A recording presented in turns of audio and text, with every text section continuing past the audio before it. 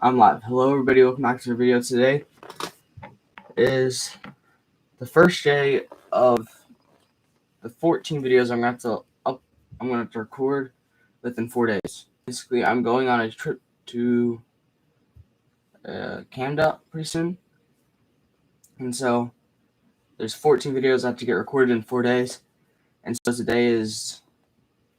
so for me today, I'll be recording 4 or 5 videos. But day 189 or today's video is 2 parts. There's part 1 and part 2 because I'm going to be reading Joel, but it's only 3 chapters. So then the part 2 is going to be the first chapter of Amos, something like that. So welcome to part 1 of day 189. So let's read Joel chapters 1 through 3. The word of the Lord came to Joel, son of Pethiel, a plague of locusts. Hear this, you elders, listen, all you inhabitants of the land. Has anything like this ever happened in your days or in the days of your ancestors? Tell your children about it, and let your children tell their children in the next generation. What the devouring locust had left, the swarming locust has eaten what the swarming locust had left. The young locust has eaten what the young locust has left. Destroying locust has eaten. Wake up, you drunkards, and weep. Wail, your wine drinkers, because of the sweet wine, for it's been taken from your mouth. For a nation has invaded my land, powerful without number. Its teeth are the teeth of the lion, and has the fangs of the lioness. It's devastated my grapevine, splintered my fig tree, has stripped off its bark and thrown it away. Its branches have turned white, grief like a young woman dressed in sackcloth, mourning for the husband of her youth. Grain and drink offerings have been cut off from the house of the Lord. The priests who are ministers of the Lord mourn. The fields are destroyed, and the land grieves. Indeed, the grain is destroyed, the new wine is dried up, and the fresh oil fails. Be ashamed, you farmers. Well over your vine dresses, over the wheat and the barley, because the harvest of the fields perished. The grapevine is dried up, and the fig trees withered, and the pomegranate, the date palm, and the apple. All the trees of the orchard have withered. Indeed, human joy is dried up. Dress in sackcloth and lament, you priest. Wail, you ministers of the altar. Come and spend the night my sackcloth, you ministers of my God, because grain and drink offerings are withheld from the house of your God. Announce a sacred fast, proclaim it in assembly. Gather the elders and residents of the land, all at the house of the Lord your God, and cry out for the Lord. The day of the Lord. Woe because of that day, for the day of the Lord is near, and will come as devastation from the Almighty. Hasn't the food been cut off before our eyes, joy and gladness from the house of our God? The seeds lie shriveled in their casings, the storehouses are in ruin, and the granaries are broken down, because the grain has withered away. How the animals groan, the herd of the cattle wander in confusion, since they have no pasture, even the flocks of sheep, goats suffer punishment. I call to you, Lord, for the fire is consumed, the pasture to the wilderness, and flames devoured all the trees of the orchard. Even the wild animals cry out to you, where the riverbeds are dried up, and the fire has consumed the pasture of the wilderness. Chapter 2. Blow the horn, Zions, sound the alarm on my holy mountain. Let all the residents of the land tremble, for the day of the Lord's coming, in fact, is near, the day of darkness and gloom, a day of clouds and total darkness, like dawn spreading over mountains. A great and strong people appear, such never existed in ages past and never will again. In all the generations to come, a fire devours in front of them, and behind them flame blazes the land in front of them. It's like the Garden of Eden, but behind them. It is a desert land. There's no escape from them. Their appearance is like that of horses, and gallop like war horses. They bound on top of the mountains. Their sound is like sun chariots, like the sound of fiery flames consuming stubble. Like a mighty army deployed for war, nations will writhe in horror before them. All faces turn pale. They attack as warriors attack. They scale walls as men of war do. Each goes on his own path.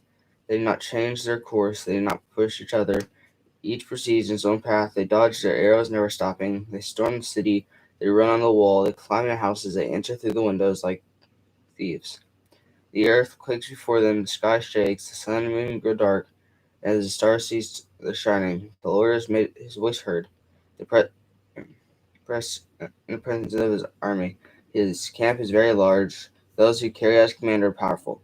Indeed, the day of the Lord is terrible and dreadful. Who can endure it? God's call for repentance. Even now, this is the Lord's declaration. Turn to me with all your heart, with fasting, weeping, and mourning. Tear your hearts, not just your clothes, and return to the Lord your God. For he is gracious and compassionate, slow to anger, abounding in faithful love. And he relent from sin disaster. Who knows? He may turn and relent and have a blessing behind him, so you can offer grain and wine to the Lord your God.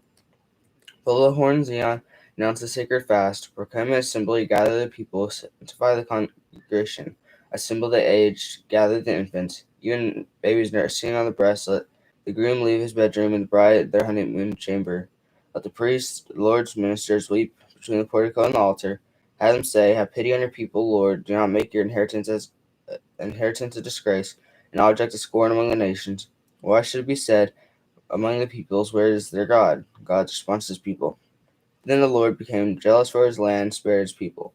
The Lord answered his people, look, I'm about to send you grain, new wine, fresh oil. You'll be safe to them. I'll no longer make you disgrace among the nations. I'll drive northern far from you and banish them to a dry and desolate land. His front ranks the Dead Sea and his rear guard in the Mediterranean Sea. His stench will rise, yet his rotten smell rise, for he has done astonishing things. Don't be afraid, land, rejoice and be glad, for the Lord has done astonishing things. Don't be afraid, wild animals. For a wilderness pasture to turn green, their trees bear their fruit, and the fig and the grapevine yield their riches. Children of Zion, rejoice and be glad in the Lord your God, because he gives you the autumn rain for your vindication. He sends showers for you, both autumn and spring rain before the threshing floors will be full of grain, and the vats will overflow. New wine, fresh oil. I'll repay you for the years that the swarming locust ate, the young locust, destroying locust, and devouring locust. My great army that I sent against you, you'll have plenty to eat and be satisfied. You'll praise the name of the Lord your God, who has dealt wondrously with you. My people will never again be put to shame. You will know that I am present in Israel, and that I am the Lord your God.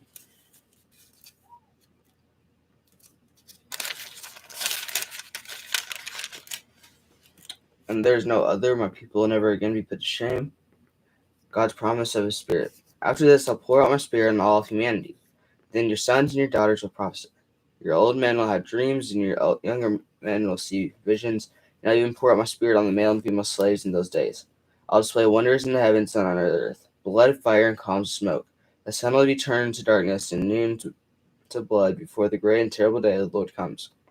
And everyone who calls on the name of the Lord will be saved, for there will be an escape for those on Mount Zion, and in Jerusalem, as the Lord promised. Among the survivors, the Lord calls. Chapter 3, the final chapter of Joel, and the final chapter of part 1 of today's video, Judgment on the Nations. Yes, in those days, and at that time, when I restore the fortunes of Judah and Jerusalem, I'll gather all the nations, and I'll take them to the valley of Jehoshaphat.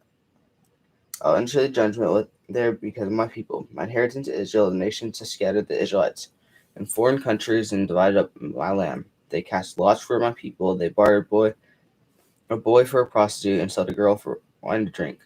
And also Tyre, Sidon, the territories of Philistia, what are you to me? Are you paying me back or trying to get even with heads?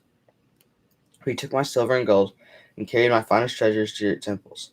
You sold the people of Judah and Jerusalem to the Greeks and to remove them as far from their own territory.